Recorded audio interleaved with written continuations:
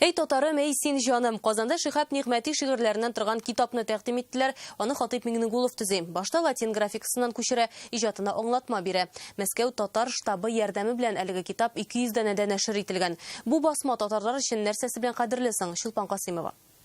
Үз егемнән, яшьлегемнән гүзәлләрәк чәчәк тапмадым.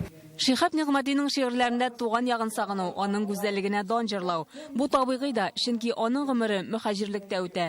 Сугышның беренче көннәреннән үк әсирлеккә эләккән, аннан халык дошманы исеме тагыла. Шагыйрь Алман илендә яшәп калырга мәҗбүр була, ләкин бер кайчанда үзенең татарлыгына тап төшерми. Ул үзәктә менә үзенең татарының вәкиле булып чыгыш ясый. Аның өчен менә шундый үз халкын бәхетле итәсе килә.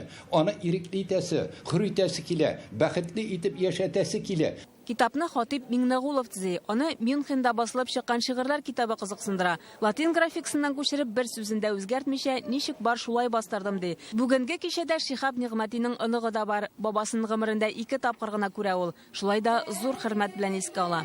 Бабай турында китап ясап башладым. Билетристика, то есть мемуары по воспоминаниям. Эй татарым, эй син жаным китабын Мәскәү татар штабы нәшер итә. Барлыгы 200 данә бастырылган.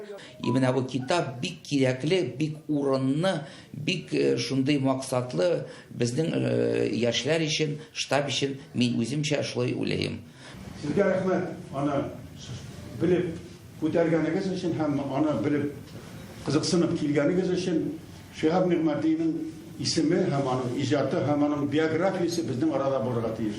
Шихап Нигъмәтинең тормышы, эшчәнлеге әле тулысынча өйрәнелмәгән. Шулай да аның журналист, публицист, шагыйрь икәнлеге билгеле. Радиода эшли, татар телендә чыгучы газетаның мөхәррире була. Чулпан Касыймова, Данил Филатов, Яңа гасыр каналы.